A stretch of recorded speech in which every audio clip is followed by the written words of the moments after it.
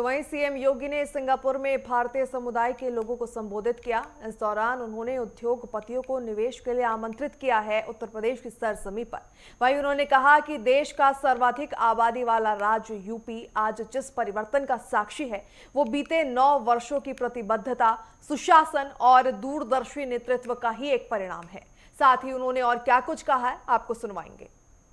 मैं आप सबको आमंत्रित करूंगा उत्तर प्रदेश में इन्वेस्टमेंट के लिए, उत्तर प्रदेश में पर्यटन के लिए, उत्तर प्रदेश के अंदर किसी भी अन्य सेक्टर के प्रति, जिस भी फील्ड में, चाहे वह सर्विस सेक्टर हो या फिर किसी भी अन्य इन्वेस्टमेंट की दिशा से किसी भी अभियान के साथ आप जुड़ना चाहेंगे। 34 से अधिक सेक्टोरल पॉलिसीज यूपी ने वर्तमान में हमारी कार्यरत हैं। 75,000 एकड़ का लैंड बैंक यूपी के पास है। बड़े हम लोगों के पास क्लस्टर लैंड के अलग अलग स्थलों पर हम लोगों ने तैयार करके रखे हुए हैं और वहां पर विद्युत की अनवरत सप्लाई करने के साथ ही सुरक्षा का बेहतर माहौल भी है। किसी प्रकार का कोई भय नहीं। भारत के बारे में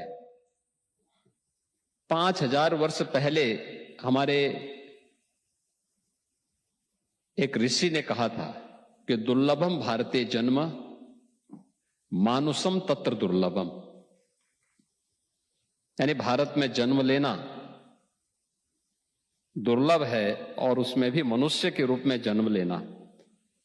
और आप सबको इस बात पर गौरव की अनुभूति होगी कि आपने या आपके किसी पूर्वज ने भारत की धरती पर जन्म लिया है और वही रूट आज सिंगापुर में आपको भारत की धरती के प्रति आकर्षित करती है। सचमुच ये हर भारतीय के लिए गौरव का विषय होना चाहिए। माता और मातृभूमि का कर्ज व्यक्ति के ऊपर हमेशा बना रहता है और ये हम सब भारतीयों का संस्कार भी है। जिस धरती पर रहेंगे उस धरती के प्रति पूरी कृतज्ञ भाव के साथ अपना दायित्व निर्वहन करते हुए अपने कार्यक्रमों को आगे बढ़ाएंगे कि भारत और भारत की परंपरा से जुड़ा हुआ जो हमारा सनातन धर्म है, यह अकेला दुनिया के अंदर एक उन भावों के साथ जीने वाला धर्म है जिसने आज से हजारों वर्ष पहले इस बात का उद्घोष किया था कि अयम निज परोवेति गणना लघु चेतसाम उदार चरितानाम तो सुधेव कुटुंबकम, यानी धरती यानी ग्लोबल विलेज की परिकल्पना ये भले ही आज की होगी, लेकिन पूरी दुनिया एक परिवार है और परिवार के रूप में, जैसे एक परिवार में अलग अलग उम्र के सदस्य होते हैं,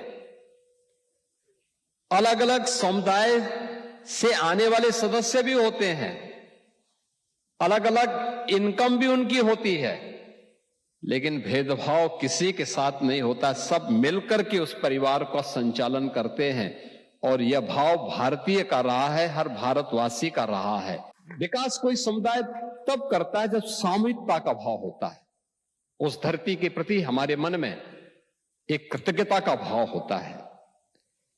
हर एक व्यक्ति का कुछ न कुछ योगदान तो होता है और उसी भाव को हम सब मिलकर के कर रहे हैं।